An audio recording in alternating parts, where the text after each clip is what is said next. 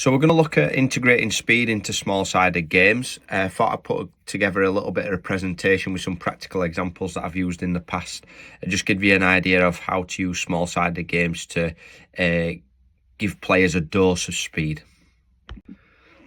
So a little bit of an introduction before we get into some of the drills. So we know speed is a characteristic that's imperative for improved performance. Speed has been connected to goal scoring actions and also the assisting player in goal scoring actions. We also know that accelerations are quite prominent in defensive actions. So when we're closing space down and setting a press. So how can we use small-sided games to improve this? So we know that using small-sided games gives us an extra motivation to the players because we're including a ball and a goal. So therefore we get that increased intensity naturally because they're doing something that they're there to do. I'm not saying that we need to step completely away from a decomposed approach because, as you'll see in the limitations, we sometimes struggle to get the intensities for adaptation, but it's a great alternative to use with players, and we can kind of structure it as coaches, as you'll see. Players connect the skill of speed to game situations. We call this a perception action coupling. We've got to remember that players are not sprinters. They're not moving from A to B. So therefore they've got other things to think about, opposition, where the ball is on the pitch, etc. So we need to understand that they're using speed as a tool to deal with certain movement problems that they're facing within the environment. And it gives added competition and contact that replicates the game. So if we've got a 1v1 or a 2v2, the players are having to think how they can get the body in front of the ball or between the player and the ball. They're having to realise where they are on the pitch, how many touches to take, can they connect and link with the player if it's a 2v2, can they get a shot off, and all these kind of things are then running through their head. So what are the limitations? So again, the science doesn't really give us a clarity on adaptation using small-sided games with speed. We have seen adaptations for aerobic capacity and stuff like that, but speed is still a little bit misty, and I think it's reaching the intensities. But again, we can structure the intensities by using certain metrics in terms of measurements. So I want you to excel 10 metres before we get into the pitch, and so on and so forth. Small-sided games are chaotic and unpredictable, leaving adaptations random and hard to measure. So again, I think that's one of the reasons why obviously it struggles within literature to kind of find a definitive answer, if you like. And small-sided games have to be structured to achieve certain speed levels. We can't just put them into a 2v2 or a 3v3 on a pitch and expect them to reach certain levels because of all the external or ecological things that they have to think of when they're playing. So how can we practically use speed and small-sided games together? So we can use different constraints, so we can use different pitch sizes. On this example, obviously, I've used 18 yard to 18 yards, so you can appreciate it's quite a long sprint distance, so this is really intense. We can use different ball sizes and pass variations, so it might be a lob pass, it might be passes from different directions, it might be a rollout from the keeper, and we can use different positions on the pitch, so we can manipulate the distance the players are sprinting. So what actually are we looking for? So in terms of the actual drill, as a coach in general, we're looking for players to get to the ball before their opponent. We want players to use their body to protect the ball if they get there before their opponent, get an arm across, can they protect the ball? And can players finish with minimal touches? Can they see an opportunity to play, i.e. to shoot? Or if we did a 2v2 in this scenario, could they see an opportunity to link? Now, one thing that I've done in the past, and I often see, is then what we tend to do is we then tend to pull players out of the drill, and then we kind of work on some speed stuff.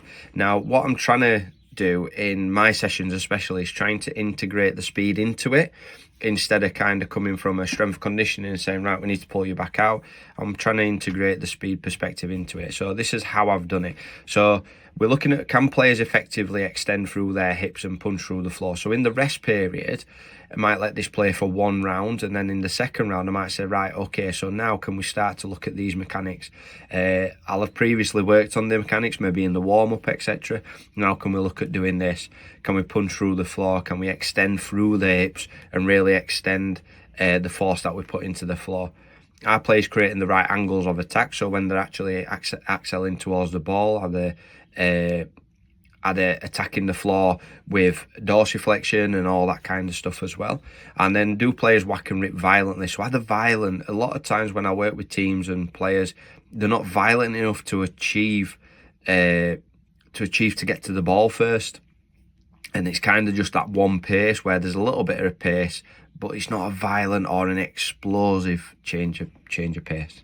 And importantly, what's the work to rest ratio? So I often start these drills at 90 seconds, which is intense. You'll have players feeling dizzy and all that kind of stuff. We rest for 90 seconds to 120 seconds, depending on the intensity level or how the players deal with it.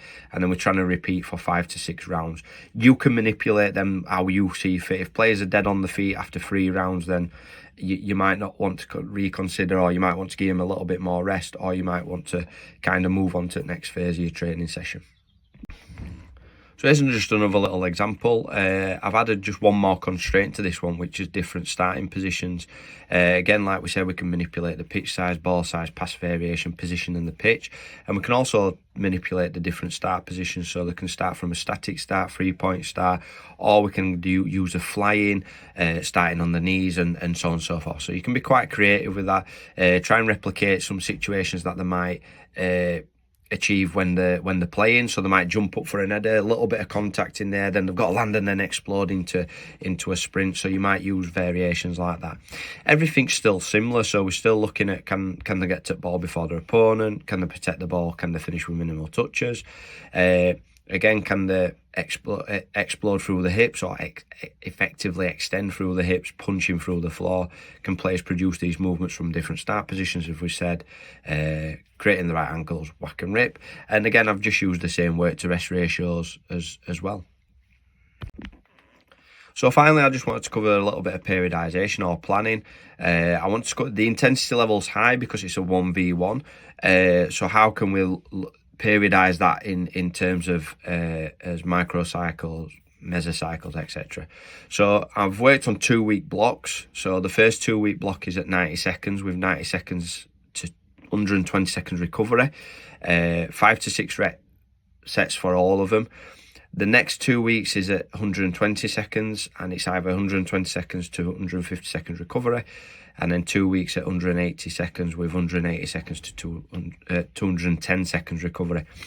Now, just because it says this on here, I'm not saying it's the gold standard. You've got to use these as kind of a ballpark, but then if players are flagging after 3 sets, you might use a longer rest period, or you might just use 3 sets and then try and work them up to 6 sets ultimately. So you've got to manipulate that as you see fit. You've got to kind of be maybe reactive a little bit in your coaching to kind of help players out a little bit with that. All the recovery is complete rest, because like I say, it is intense this, but again, in the past I have used active recovery where they might do a little bit of technical work, passing between 3 and stuff like that. Stay away from rondos because one player's in the middle or a couple of players are in the middle trying to work and press. It's not often a wise decision to do that. So work to rest ratios can also be predicted through the distance of the initial sprint, although this would vary depending on the where the ball's played. So again, you could do like 10 meters and then say, right, we're going to do 10 meters. How many 10 meters are doing within 90-second period, and then we can base the rest period off of that. But again, the distance would vary a little bit, so sometimes it's better to just kind of get a ballpark and see how your players deal with that. We want players to maintain a high level of intensity, so manipulating the rest periods in order to maintain these intensities down to the discretion of the coach. So we don't want the intensity levels to drop. If the intensity levels start to drop, we know the players have more or less had enough. And then we can move on to the next bit, and as we kind of keep progressing, adaptation will take place and they'll get better and fitter as we do this. So again, a little bit of an insight as something that I use quite regular with teams or when I'm coaching, and I think it's quite beneficial. Again, I'm not saying we need to step fully away from a decomposed approach, but I think there's different methods that we can integrate our approach into the football world, if you like. So hope you've enjoyed. Don't forget to subscribe and like.